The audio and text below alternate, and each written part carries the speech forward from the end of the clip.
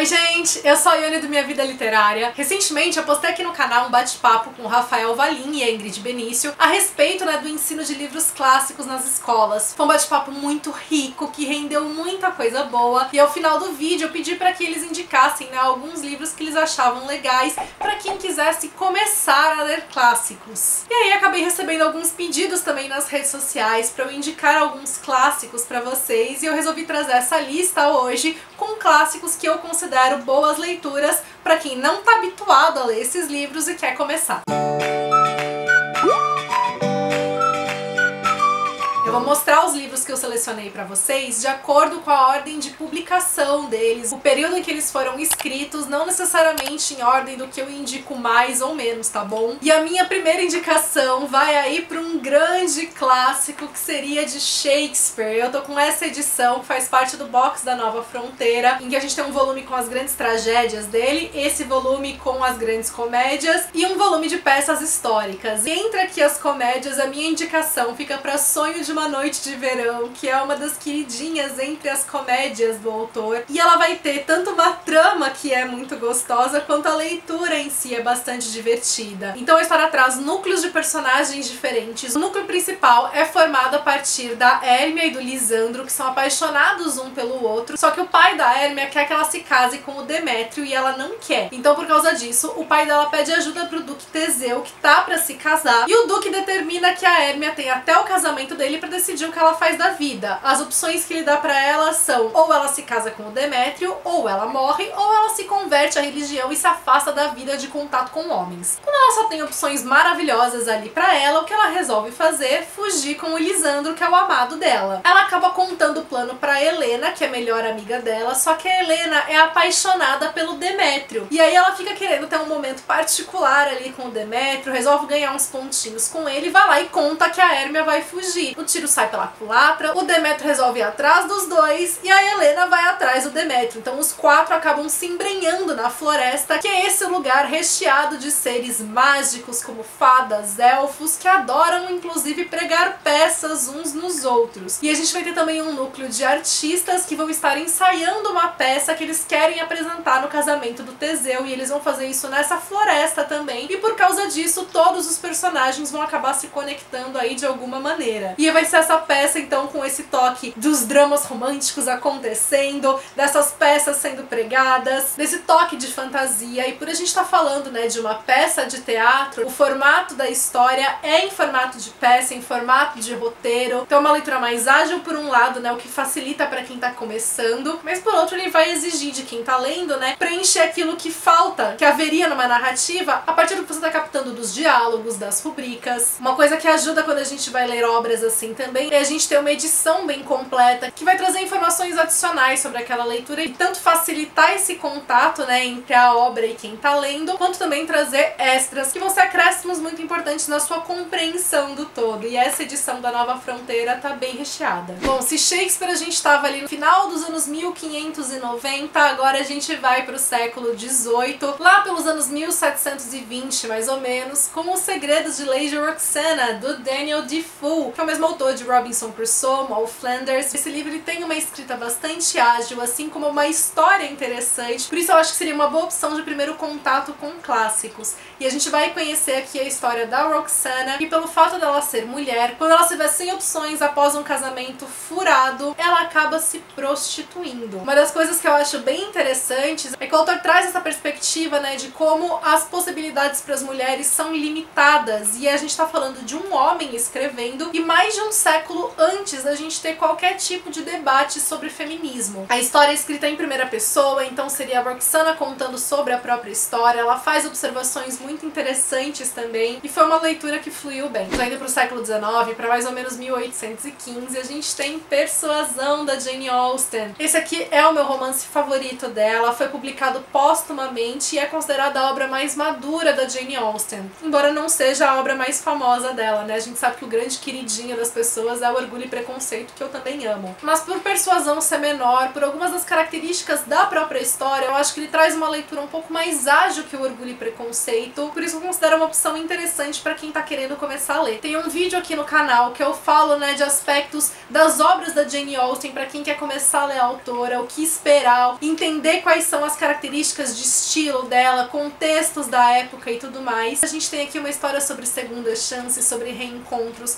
A gente tá falando da Anne e do Wentworth, que eram apaixonados ali na adolescência, mas a família dela desaprovava aquela relação porque ele era um homem que não tinha posses, e eles acabam persuadindo, convencendo a Anne a terminar com ele. Ela ainda sofre muito com o peso dessa escolha porque ela era muito apaixonada por ele, e agora, depois de 8 anos, ele volta para a cidade como capitão. Ele conseguiu ascender na vida através do trabalho, volta ali para a cidade, ele tá em busca de uma esposa e ainda muito ressentido também pela escolha que a Anne fez lá anos atrás. Então ele é um livro que ele traz muito dessa carga de sentimentos da Anne, que foram muito reprimidos, o fato de como ela se coloca muitas vezes de lado para ajudar a família dela que abusa completamente da boa vontade dela, essa situação entre os dois, dela tá vendo o Wentworth, dela ainda ter sentimentos por ele, ter certeza que ele não gosta mais dela, ele agindo como se não tivesse nem aí pra ela. Então assim, é uma história que eu sou muito apaixonada. Ela tem uma das cartas de amor mais lindas que já foram escritas, então pra quem gosta de uma história de amor, fica aí a recomendação. Avançando alguns anos, mas ainda no século XIX, mais ou menos perto ali de 1850, nós temos Jane Eyre, da Charlotte Brontë, que eu acho que é uma ótima opção pra quem quer começar, porque apesar da extensão do livro, ele é um livro muito ágil. Há uma característica que a gente tem de diferença na narrativa da Charlotte Brontë para da Jane Austen, é que se a Jane Austen tem um estilo mais contido, a Charlotte Brontë ela tem muito mais paixão na escrita. Não que a Jane Austen não tenha paixão, não é isso, mas ela não deixa isso totalmente aparecer na escrita. A Charlotte Brontë não, ela já coloca isso na narrativa, então é um livro em que os sentimentos, né, são muito aflorados, às vezes os momentos de raiva, inclusive, os momentos de drama, é tudo muito mais intenso, e eu acho que isso imprime mais velocidade pra escrita. A escrita dela é mais ágil. E a gente tá falando da Jane Eyre, que ela teve uma infância muito difícil, ela foi criada num orfanato, ela cresceu basicamente sozinha, tendo que contar apenas com ela, e ela é aquela que ela quer crescer na vida, que ela quer ganhar os próprios meios, não dependendo de casamento, que era basicamente a escolha que as mulheres tinham naquela época, mas crescer por ela quer ela se bancar, e ela é contratada pra ir trabalhar numa mansão como preceptora de uma garota, e lá ela vai acabar se envolvendo com o dono daquela mansão, que é o Rochester, e a história vai caminhar por aí. Eu amo a personagem da Jane Eyre, eu acho que as percepções que ela tem aqui, as reflexões que ela traz, a carga de sentimentos que ela carrega, tudo isso me impactou muito quando eu li. E aí sempre que eu falo de Jane Eyre, eu acho legal lembrar que a gente tem também o Vasto Mar de Sargassos, da Jean Rhys, que foi escrito aí praticamente um século depois, e que ele vai trazer uma outra perspectiva da história. Então ela faz, de certa forma, uma história que acontece antes de Jane Eyre, mas no mesmo universo, trazendo a história de uma personagem importante que está em Jane Eyre, mas por uma outra perspectiva, porque a autora acredita, né, que a abordagem que está em Jane Eyre, e ela tem toda a razão, traz muitos preconceitos, né, com essa visão de que a Inglaterra é o país colonizador, a respeito dos países, né, colonizados, essa visão de inferior de quem vem de lá. Então a autora é caribenha, assim como a personagem, né, do livro aqui em questão, e ela me trouxe outra visão de Jane Eyre, trouxe um complemento incrível. São de autoras diferentes, mas eu sempre gosto de lembrar que a gente tem essa obra aqui também, que é incrível. E aí, ainda na década de 1850, nós temos Úrsula, da Maria Firmina dos Reis, que é considerado um dos primeiros romances escritos por uma mulher, considerado também o romance afro-brasileiro inaugural. Existem aí algumas controvérsias a respeito dessa classificação, porque não é que a gente não tinha outras obras e essa foi a primeira, é só que a gente não tem documentação de tudo, muitas dessas obras não resistiram, se perderam, questão de embranquecimento mesmo da história, de apagamento das figuras negras, e por isso a Maria Firmina dos Reis também ficou por muito tempo isolada, ignorada, e ela vem sendo recuperada, né, nos últimos tempos. E aí Úrsula vai trazer como centro da narrativa uma história de amor impossível, né, entre dois personagens, né, que não conseguem ter esse amor acontecendo de fato. A gente vai ter a formação aí de diferentes triângulos amorosos que vão ter a ver com essa complicação, né, dos dois em ficarem juntos, e por mais que essas figuras envolvidas envolvidas nesse romance e tal sejam os personagens brancos, a gente tem como personagens secundários na história personagens negras escravizadas e que tem uma importância muito grande. Conforme a narrativa vai passando, a gente vai vendo que as histórias dessas personagens são muito presentes ali no livro também. E esse é um dos grandes diferenciais que a gente tem deste romance para outros ali da época que trazem também personagens escravizados. E aí a autora entra muito nessa questão, né, da diáspora africana, dos personagens que foram trazidos à força da África, da dificuldade em se viver num lugar diferente, das questões de identidade, tudo isso tá muito presente aqui no livro. Como ele tem essa questão da história de amor, ele vai ter as características do romantismo ainda muito vigente daquela época, então a gente tem também as pitadas intensificadas na história de drama e tudo mais, faz com que a leitura seja também bastante ágil. A Maria Firmina dos Reis tem passagens também muito belamente escritas e eu acho que é uma boa opção para quem quer começar, porque acaba sendo uma leitura que te prende bastante. Indo aí basicamente para uma década pra frente, um pouco mais pra frente, mas não no Brasil, e se passando em Portugal, a gente tem o Primo Basílio de Eça de Queiroz, que inclusive vai criticar grande parte dos romances do romantismo. Então a gente tem uma personagem que é casada e ela tá basicamente entediada com a vida e ela é muito influenciada pelos romances de folhetim que ela lia, e por causa disso ela vai acabar se apaixonando por um primo dela que vai chegar ali na cidade, que é um cara que não presta nem um pouco, mas ela vai romantizar a situação, vai se deixar levar e vai se envolver toda numa enrascada, porque a empregada dela vai descobrir a coisa e vai começar a chantagear a personagem. E aí, como a gente tem também toda essa história dramática e tudo, é uma leitura também que prende muito. Eu tinha lido outro livro do Eça de Queiroz antes, eu tinha lido Os Maias, e na época que eu li, foi um livro que não funcionou, que não me prendeu. Então eu fui ler esse daqui com um pouco de pé atrás e, na verdade, eu devorei o livro. Então eu me surpreendi com a maneira de como ele me envolveu. É um livro que, na verdade, ele foi criticado pelo Machado de Assis na época. Ele critica a construção dos personagens. Se vocês querem saber a treta literária, porque treta literária não acontece só hoje em dia no Twitter, tá? Já acontecia lá atrás também. Eu deixo o link aqui pra vocês. De qualquer maneira, como eu falei, o livro me prendeu muito. As passagens em que a gente tem a narrativa pela perspectiva da Luísa, elas trazem esse lirismo,